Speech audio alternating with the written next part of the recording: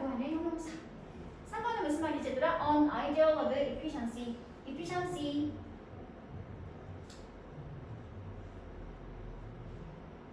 효율성에 대한 이상 또는 이상적인 효율성. 그럼 효율적인이 뭐였지? efficient의 명사 형태가 efficiency. 다음에 4번 marketing perspective. 마케팅에 대한 어떤 관점이나 생각이라는 단어가 나와 있고요. 다음에 5번 worship for technology. worship 숭배, 기술에 대한 숭배. 이 중에서 어떤 보기가 본문에 들어가는 게 비판에 들어가는 게 좋은지 한번 맞춰보도록 해보겠습니다. 이다음 문제를 풀 때는 일단 쭉 자연스럽게 문제를 풀고 다 풀고 난 다음에 분석까지 하고 나서 이제 뭐 하면 된다? 구조화를 차근차근 꼼꼼히 해보시면 되겠습니다. 구조화를 통해서 전체 문장을 분석을 하면서 복습을 하는 게 좋겠죠. 봐봐주라. 뭐라고 나왔니? 패턴 1. 주제에 대한 설명, 그리고 이어서 결론의 구성을 가지고 있는 대표 본문이 되겠네요. 주제 문장 먼저 나와 있고요. 주제에 대한 뒷받침하는 설명이 쭉 이어지고 난 다음에 그리고 나서 그를 마무리해주고 있는 구조를 가지고 있는 문장이 되겠습니다. 이 주제를 뒷받침하기 위해서 어떤 방식의 설명을 하고 있는지는 이제 문제를 보면서 본문을 보면서 살펴보도록 할게요. 가장 첫 번째 1번 문장이 주제 문장이었는데요. 이게 지금 무슨 부분을 쓰고 있냐면 it is that 없어도 되는 거. 바로 이 자리가 주어 자리였고요. 이 자리가 동사였습니다. 이렇게 주제 문장이라서 특수구문을 써가지고 지금 강조하고 있죠. 환경 경제학에서 결정적이고 아주 규정해주는 그러한 역할을 하는 것이 바로 뭐다? 빈칸이다. 환경 경제에서 그러니까 중요한 게 무엇인지 한번 맞춰봐 라고 지금 시작하고 있는 게 되겠지. 그치? 다음 문장 볼게요. Traditional economics can determine effective, efficient ways to allocate resources for producing goods and services. 환경에 대해 생각하는 건 과거야 요즘이야. 경제 발전을 시키고 싶은데 그러면서 동시에 환경까지 생각하는 건 과거의 흐름이야 요즘의 흐름이야. 요즘의 흐름이잖아. 그치? 그러니까 이 환경 경제라고 하는 것은 요즘 현재의 경제 발전 성향을 말하고 있는 게 되겠지. 그럼 다음 문장에 나와 있는 전통적인 경제학은 그러면 첫 번째 문장에 나와 있던 환경 경제가 어떤 의미가 되겠어? 과거와 달리 현재는 이렇지만 과거에는 이랬어 라고 하는 첫 번째 문장과 약간 대비되어지는 그런 상황이 설명되어지고 있는 게 되겠지. 과거 전통 경제는 어땠냐면 can determine 결정할 수 있었어. 무엇을 결정할 수 있었어? 효율적인 방식을. 뭐 할 수 있는 효율적인 방식을? 경제 성장의 최대 목적인 상품과 서비스를 생산할 수 있는 그런 자원들을 뭐하는? allocate. 자원을 뭐하는 거? 생산하기 위해서 분배하기 위한 효율적인 방법을 결정할 수 있었습니다. 그런데 그 당시에 이런 자원의 분배라고 하는 것은 어떤 것이었냐면 is simplified, 단순화되어지고 그리고 또 confined, 한정되어지는 건데 어디로 한정되어지고 어디로 단순화되어지는 거야? To a single period of time. 어느 한 특정한 시기로 단순화되어지면서 그 시기로 한정되어지는 그러한 자원의 배분이었습니다. 어떤 생각을 가지고서? with 이하라는 생각을 가지고서 with the underlying presumption 생각이나 가정 근본적인 생각 또는 근본적인 생각을 가지고 있는 상태로 어느 한 특정한 시기에만 이 자원 분배가 단순화되어지고 한정되어졌습니다.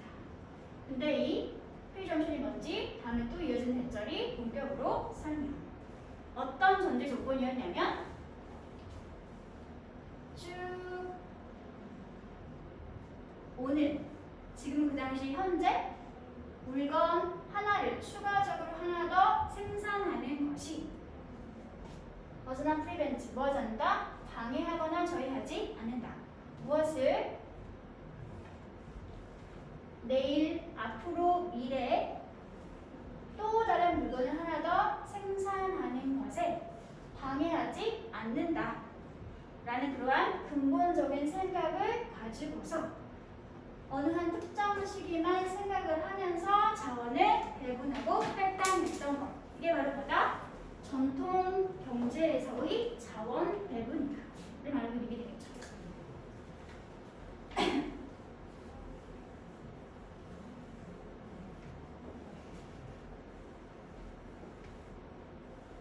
정답이었던 시간 개념이 환경 경제학에서는 아주 결정적이고 중요한 역할을 한다고 했었지? 근데 이런 환경 경제와 달리 과거의 전통 경제는 어떤 것이었냐면 앞으로 너무 길어. 끝나야 되는데.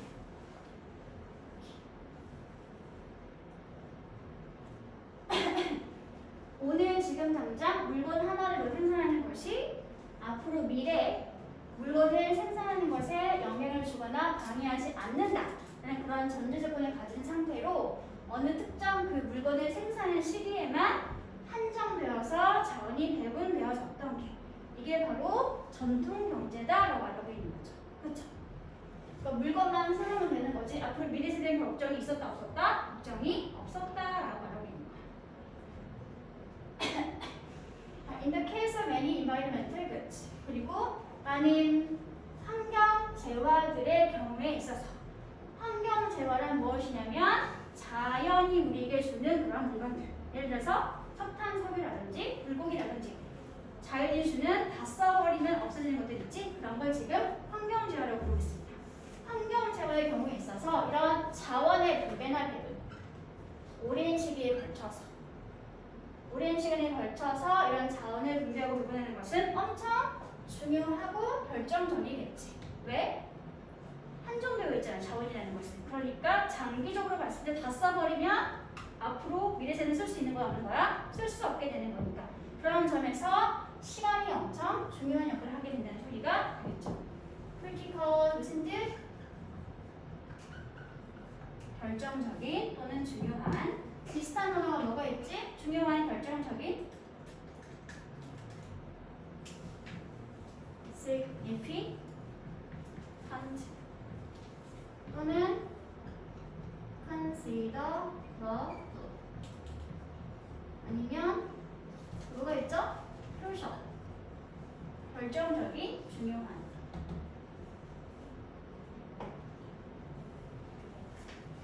자연이 우리에게 주는 자원은 한정되어 있는 상태이기 때문에 그래서 장기적으로 봤을 때 장기적 관점 생각하지 않고 지금 당장 다 써버리면 나머지는 다 고갈되어지는 겁니다. 그렇지. 자, 예를 들어서 이제 구체적인 사례가 소개되고 있죠. While running fossil fuels and polluting the environment today, we may be creating problems for future generations for years or forever. while부터 today까지 묶어주면 되겠지 얘들아. 오늘날 우리가 화석 연료를 태우면서 그러면서 뭐하고 있어? 환경을 해치거나 오염시키고 있는 상태인 거죠. 그러면서 우리는 어쩌면 문제거리를 만들어내고 있는 중인지도 모르겠습니다. 누구에게? 미래 세대에게. 앞으로 장기적인 관점에서 봤을 때.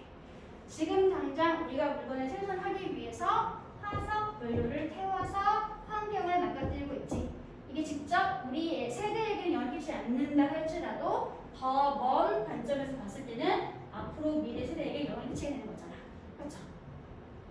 마찬가지로 similarly 이와 같이 if we harvest all prawns today 만약에 우리가 오늘 바로 당장 모든 새우를 다 harvest 뭐 해버린다면 잡아버린다면 그러면 이 새우에 대한 공급은 어떻게 되겠어 얘들아? will be gone forever. 어떻게 되겠어? 새우가 멸종돼서 다음 세대를 먹을 수 있겠어? 없겠어? 없어지게 되는 거겠지. 새우는 아마 사라져 버리게 될 것이겠죠. 이런 식으로 몇몇 일부 환경 재화. 환경이 우리에게 주는 그러한 상품들에 대해서 우리가 소비 결정을 하는 것은 어쩌면 굉장히 irreversible 할 수 있을지도 몰라. 다 써버리면 멸종되어지는 거니까 다시는 돌이킬 수 없는 경우가 될 수 있겠죠. 그렇죠. 그리고 또 돌이킬 수 없는 거.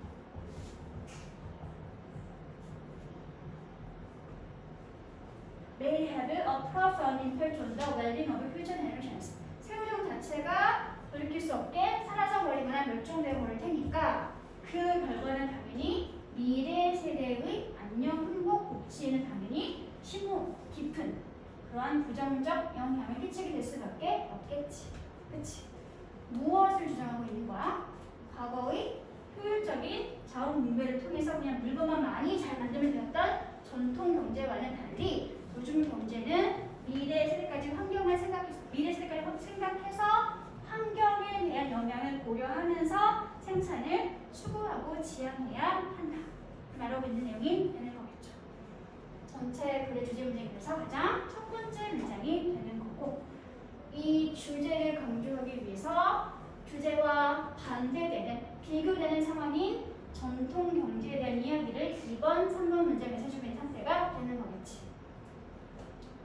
그리고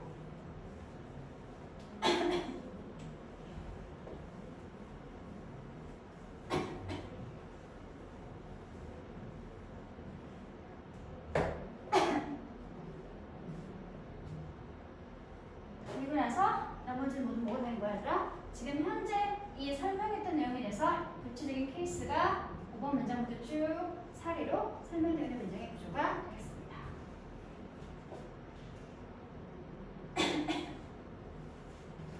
집에 가서 숙제를 뭐 해보면 되는 거야, 얘들아? 이걸 한번 해보면 되는 거야. 일단 이건 첫 번째 1번 문장 같이 한번 해보도록 할게요. 이 문문은 1번 문장의 주제의 소재는 뭐였을까? 주요 소재는 환경. 가장 첫 번째 1번 문장의 가장 중요한 토픽이 되는 단어가 뭐였어? 환경 경제에 관한 이야기를 하고 있었죠. 그리고 내용상 지켜봤을 때 2번과 3번에 있는 문장은 1번 문장과 어떤 관계가 있는지. 1번 문장이 지금 현재 트렌드인 환경 경제에 얘기를 하고 있다면 2번과 3번 문장이 뭐에 관한 이야기였어, 얘들아? 전통 경제에 대한 얘기를 하고 있었지. 그치? 그러면 2번, 3번은 1번 문장과 무슨 관계? 비교, 대조를 하기 위해서 나와 있는 문장이 되겠죠. 그래서 2번, 3번은 1번 문장과 대조. 특히 뭐랑 대조? 요즘의 트렌드인 환경 경제와 과거의 전통 경제학에 대해서 대조와 비교를 통해서 설명해 주는 내용이 되는 거예요.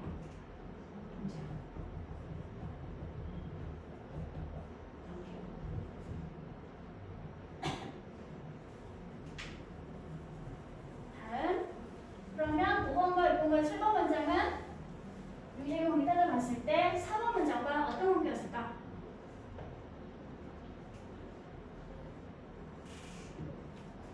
4번 문장과 어떤 관계? 자원의 분배가 좀 더 장기적인 관점에서 봤을 때 엄청 중요하더라. 어떤 식으로 자원의 분배가 장기적인 관점 중요한지 그 상황을 뭐 해주고 있어? 5번, 6번, 7번 문제 뭐고 있었니? 예시 들어주고 있었죠. 그렇죠? 예를 들어서 뭐가 나와있지? 화석연료를 태우면서 오염시키면 미래 세대에게 좋지 않아. 두 번째 예시는 새우를 오늘날 다 잡아버리면 미래 세대는 새우를 먹을 수 있어 없어? 먹지 못하게 될 수 있어. 이런 식으로 예시를 들어주고 있었네. 여기는 사물에 관한 뭐가 되는 거야? 예시 구비가 되는 거겠지. 그렇지?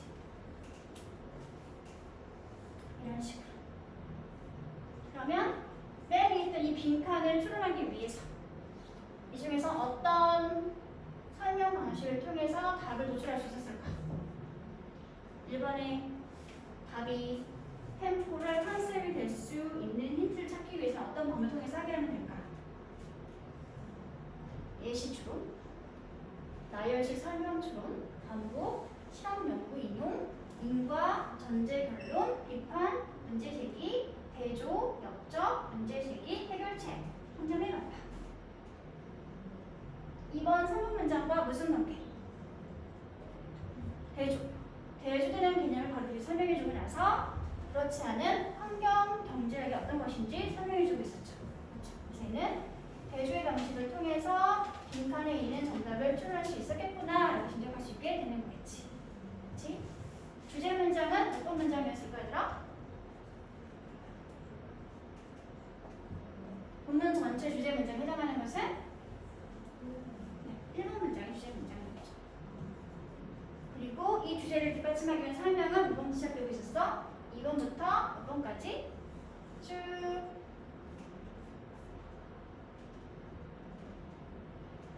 7번까지 설명되고 있었죠.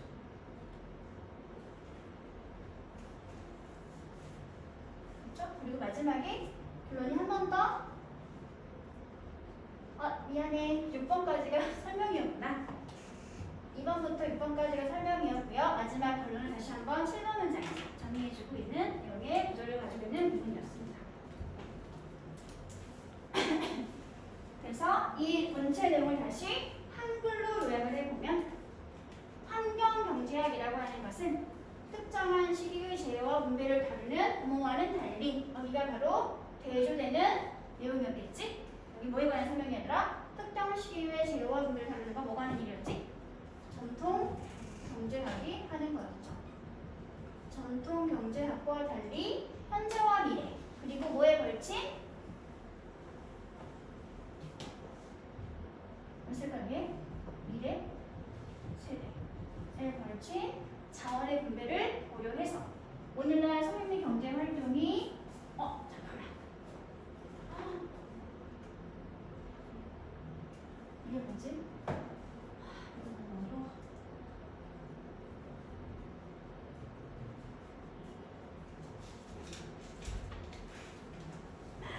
현재와 미래 그리고 장기간에 걸친 이건 좀 어렵다 많이 자원의 분배를 고려해서 오늘날 소비 경제 및 경제 활동이 누구에 대한 고려 속에서 미래 세대에 대한 고려를 하면서 자원 분배가 이루어져야 한다를 말하고 있는 내용의 부분이었습니다.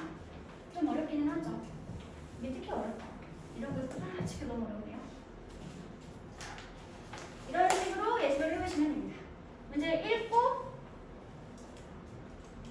풀고 난 다음에 그리고 이 글이 어떤 구조를 가지고 있는지 그냥 이렇게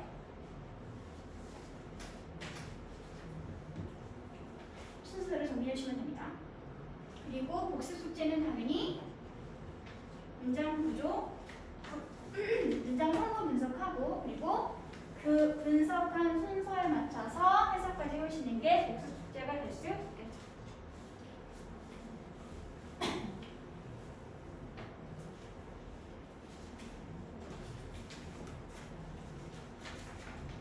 다음은 문제 2번으로 넘어갈게요.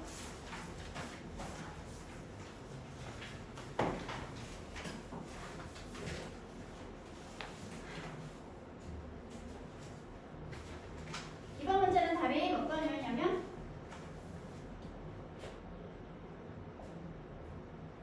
2번입니다. Proceed by argumentation. argumentation은 뭐였더라? argumentation. 동사가 argue. 뭐하다?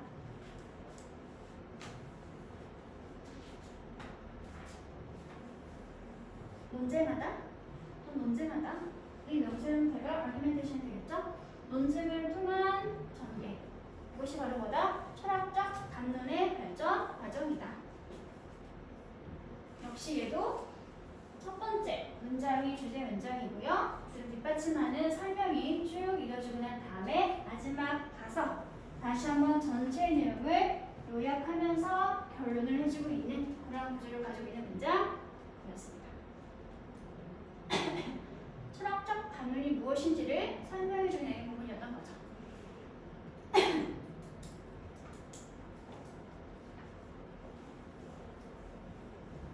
첫 번째 문장부터 볼게요. 여기서부터 여기까지 끊어서 봐주면 되겠죠?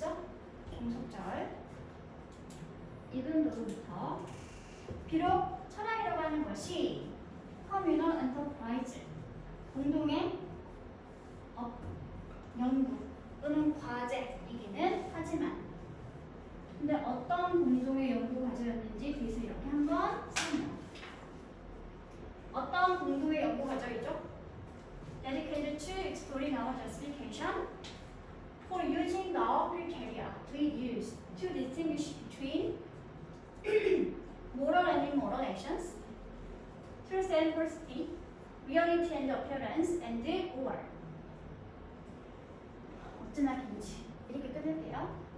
한 번 더 끊어가도록 하죠. 이렇게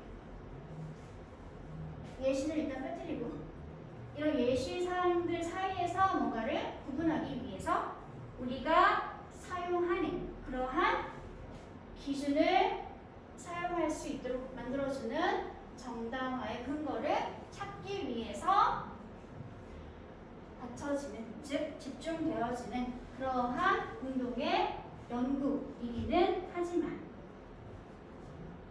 도덕적인지 비도덕적인지 진실인지 거짓인지 아니면 현실인지 아니면 현상인지 이렇게 구분되어지는 개념들을 구분하기 위해서 우리가 기준으로 쓸 수 있는 어떤 정당화의 근거를 찾기 위한 공동의 연구가 바로 철학이다 라고 할지라도 말이 너무 어렵지 얘들아? 뭔가 서로 대비되는 그런 사고의 방식들을 구분하기 위해서 우리가 근거로 삼을 수 있는 그런 이론이 바로 철학이라고 할지라도 좀 됐어? 괜찮아졌니? 그럼에도 불구하고 그런 철학적 과정을 찾아가는 철학적 토론이나 담론은 바로 땡땡이이다 라고 말해주고 있습니다. 철학이 뭔가를 구분하기 위한 근거, 기준, 잣대가 되기는 하지만 그 철학적 과정, 철학적 대화의 과정 자체는 땡땡이입니다 라고 말하고 있는 거야. So, a philosopher might put forward correspondence to reality as a criterion for distinguishing a true belief from a false one. 그래서 이런 것이기 때문에 즉 철학적 담론이라고 하는 것이 땡땡이 하는 것이니까 그래서 어떤 한 철학자는 아마도 put forward 자기의 의견을 제안하겠지. 현실에 대한 일치라고 하는 것을 아마도 그런 가짜랑 진짜를 구분할 수 있는 기준으로 제기하기도 하겠죠.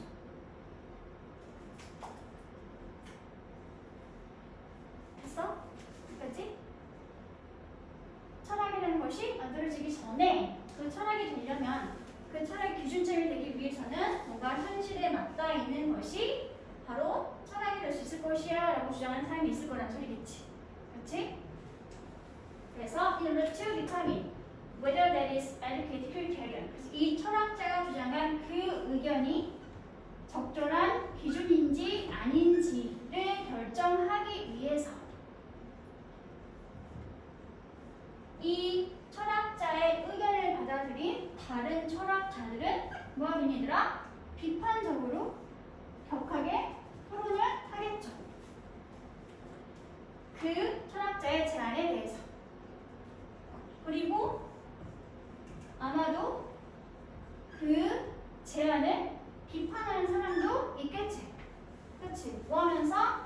By pointing out that we have no means of telling whether or not an idea corresponds to reality, because our access to reality is always mediated by our ideas. 이렇게 시작을 하면서 뭐라고 시작을 하면서 이 철학자가 제안한 그 거짓인지 현실인지 구분하기 위한 기준으로서 현실에 대한 일치라는 그 관점 자체가 우리가 구분할 수 있는 수단의 방법이 있다 없다? 없다. 뭐인지에 대해서 그 생각이 현실과 일치하는지 어쩐지에 대해서 구분할 수 있는 방법이 없다. 왜냐하면 우리의 현실에 대한 접근 자체가 이미 우리의 생각이나 사고에 의해서 조정되어지는 것이기 때문에 그래서 사고 자체가 요즘이 될 수 없다라는 점 비판하면서 지적하면서 비판하는 학자들도 있겠지. 그치? 자세한 내용이 중요한 게 아니라 지금 풀이는 어떤 건지가 중요해. 철학이라고 하는 것이 뭔가를 판단할 수 있는 근거점을 찾는 기준이야. 그런데 이런 기준점이 만들어지려면 철학적 대화나 소통이 이루어져야 되겠지. 그치? 근데 이 소통이 어떻게 이루어지냐면 첫 번째 어떤 한 철학자가 의견을 제시했어. 그럼 그 의견을 들은 다른 철학자들은 그 의견에 대해서 자기의 생각을 어떻게 비판적으로 뭐 한다는 소리야? 디스커스. 논증하고 토론하는 소리가 되겠지. 그렇지? 그 사람의 생각이 옳은지 아닌지 막 격하게 열띠게 논쟁을 해본다는 소리가 되는 거야. 이렇게 주고받으면서 의견들을. 다음 and that's exactly how a philosophical discussion develops. 그리고 바로 이러한 것이 뭐인 거야 얘들아? 정확하게 철학적 토론과 논증이 발전, 전개되어지는 방식입니다.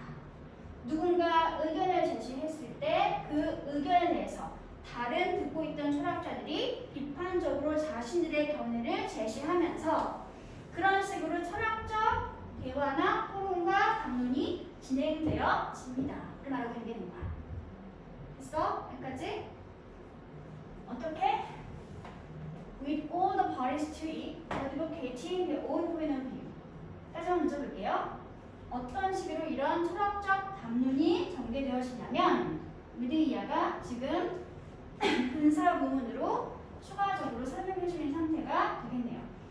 그 철학적 토론에 관계 있는 모든 당사자들이 자신의 견해를 모하면서 advocating 지지하면서 격하게 표현하면서 물론 그들 중에 일부는 중간에 배를 갈아타서 자신의 의견과는 자신과 의견과는 다른 반대편으로 갈등하는 경우도 있겠지. 즉 중간에 의견을 바꾸는 사람도 있긴 하겠지만 어쨌든 모든 관계자들이 다 자신들의 견해를 격하게 지지하면서 그러면서 동시에 뭐 하는 거야 얘들아? 그 사람들은 여전히 계속해서 먹어가고 있는 거지?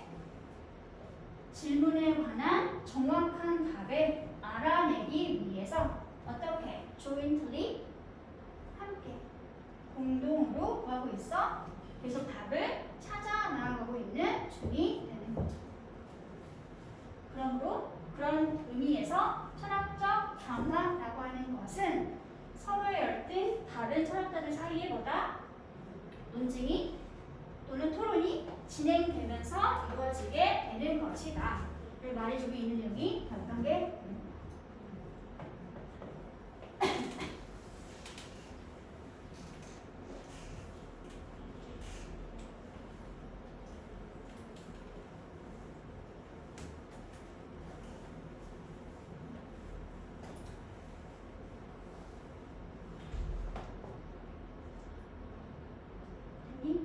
이해했어 얘들아? 많이 내용이 어렵긴 하죠. 많이 어렵네요. 이것도 해볼까? 같이? 여기만 해볼게 얘들아. 여기만. 문장의 소재는 철학적 담론에 관한 이야기를 하고 있었죠. philosophical discursive 얘기를 하고 있었죠. 그리고 첫 번째 문장에 대해서 2번과 3번 문장은 1번 문장에 대해서 2번과 3번 문장은 그래서 이 철학적 담론이 어떻게 형성되어지는지에 대해서 철학자가 의견을 하나 제시했을 경우를 상정을 하면서 어떤 식으로 이 사람의 제안이 전개 발전되어지는지 과정을 설명해 주고 있었죠. 그렇죠? 그러니까 여기는 뭐가 되겠으더라? 일종의 예시 공개가 될 수 있겠지.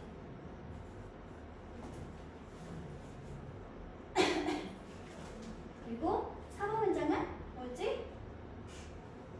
예시를 모두 다 설명한 다음에 다시 한번 이게 바로 철학적 담론이 발전 전개되어지는 방식이야. 다시 한번 첫 번째 문장에 있는 표현을 바꿔서 말을 하고 있죠. 그렇죠? 주제에 대한 재진술 또는 전체 글에 대한 요약이라고 보시면 되겠네요. 내용 자체는 어렵지만 구조는 꽤나 단순한 구조를 가지고 있는 내용의 글이었습니다.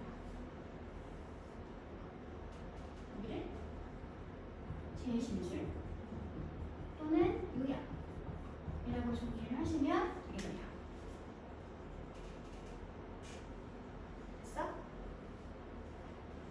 나머지는 숙제로 해보시기 바랍니다. 그러면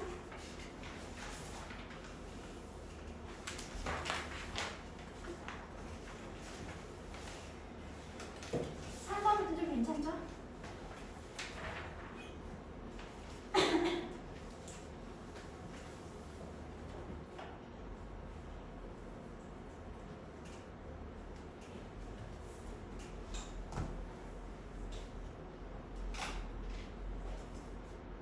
괜찮나? 좀 쉬어도 되겠니? 안 쉬어도 괜찮겠지 얘들아? 아무도 말하지 않는다. 3번 볼게요.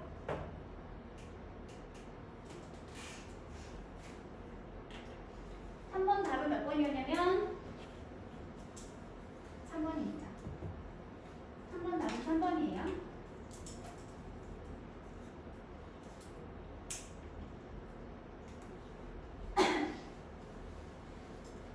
첫 번째 문제부터 볼게요. There is a growing body of research that shows that too much information can hinder behavior changing. 점점점 연구가 많아지고 있습니다. 어떤 연구인지 설명해주고 있죠. 보여주는 연구가 되겠네요. 근데 무엇을 보여주냐면 여기서부터 여기까지가 혼다 show 동사의 목적. 너무 많은 정보가 can hinder 뭐 할 수 있다? hinder 막거나 방해하다. 비슷한 말 impede 막거나 방해하다. 아니면 deter 좀 쉬운 단어로 discourage 막다 방해하다 억제하다. 너무 많은 정보가 있으면 오히려 행동의 변화가 막거나 방해될 수 있다라는 것을 보여주는 엄청나게 많은 연구가 생기고 있습니다. With apps monitoring sleep, heart rate, calories, exercise, steps, stairs, and breathing, not to mention spending and internet use and other behaviors. 몽땅 묶을게요. 몽땅 위드가 이끌고 있는 분사문 되겠네요. 어플들이 있죠. 어떤 어플들이 있나요? 수면 상태를 모니터링해주는 어플. 아니면 심장 박동, 열량, 운동, 뭐 얼마나 운동을 걸었는지, 계속 얼마나 올라갔는지, 아니면 숨을 얼마나 많이 쉬었는지 이런 것들을 모니터링 해주는 어플들이 있죠. 그리고 뭐는 말할 것도 없이 not to mention, 뭐는 말할 것도 없이 우리의 소비 패턴이라든지 인터넷 사용이나 다른 우리의 행동들에 대해서 모니터링 해주는 어플들이 있는 상태로 우리는 살아가고 있죠. 이러한 시대를, 어떠한 시대를? 우리 자신의 개인에 대한 정보가 어떻게 되고 있어? 퀀티피케이션, 정량화, 수치로 정리되어지는 그러한 시대를 살아가고 있습니다. 그렇죠?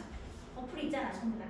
잠 몇 시간을 자는지, 돈 얼마나 썼는지, 운동을 하루에 얼마나 했는지, 오늘 배달 얼마나 올라갔는지 이런 걸 다 수치로 보여주는 그런 세상을 살아가고 있는 거잖아. 그치?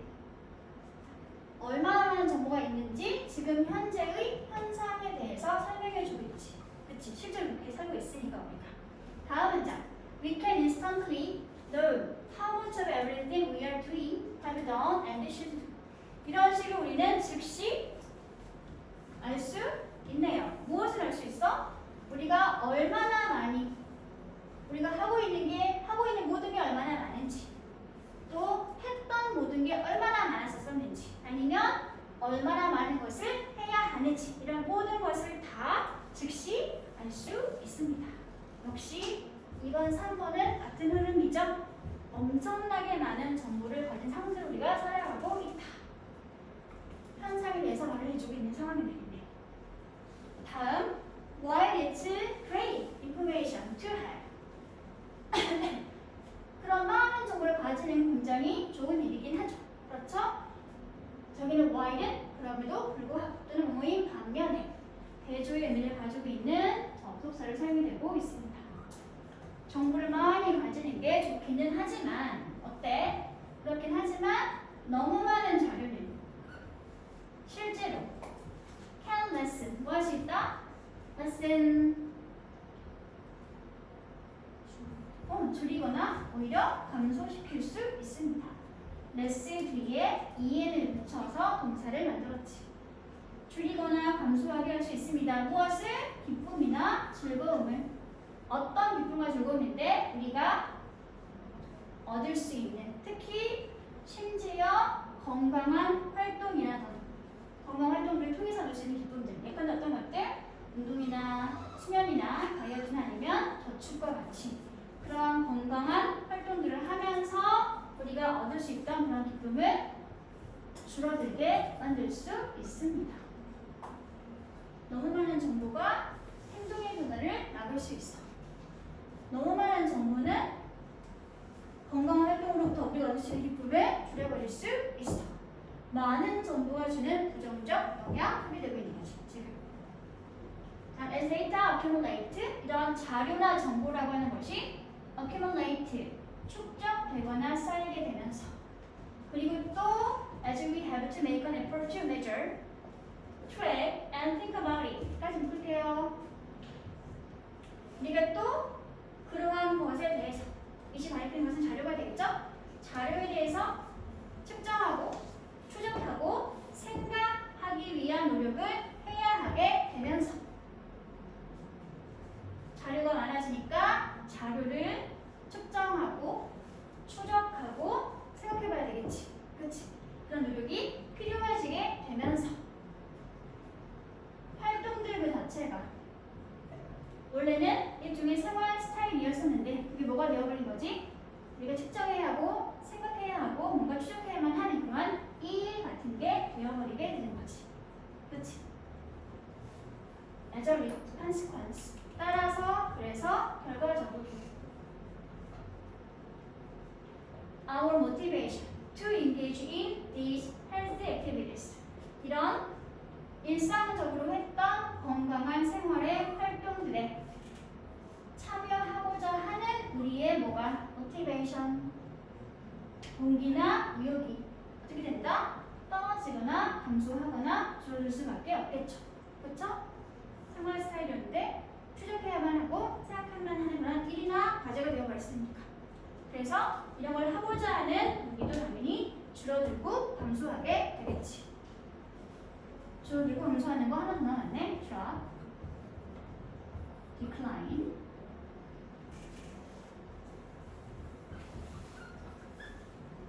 그래서 even if the data would help us understand what we should do, even if 뭐 한다 할지라도 그런 많은 자료가 있으면 당연히 우리가 이해하는 데 도움이 될 수 있겠지.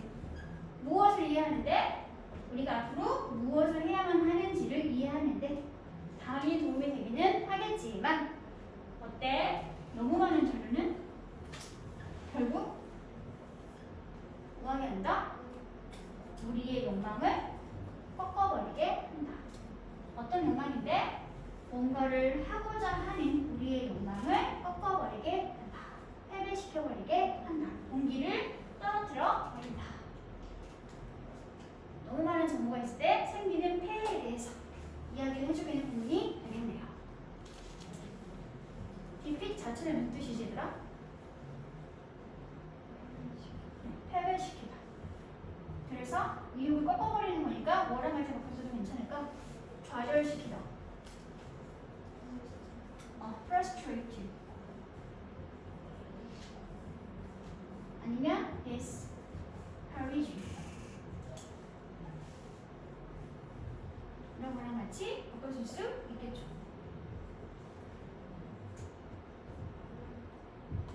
이건 좀 그래도 할만한 공문이었지 얘들아?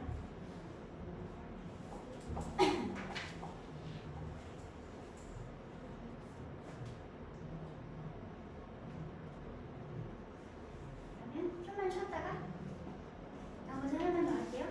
지금 8분이니까 15분까지 쉬세요.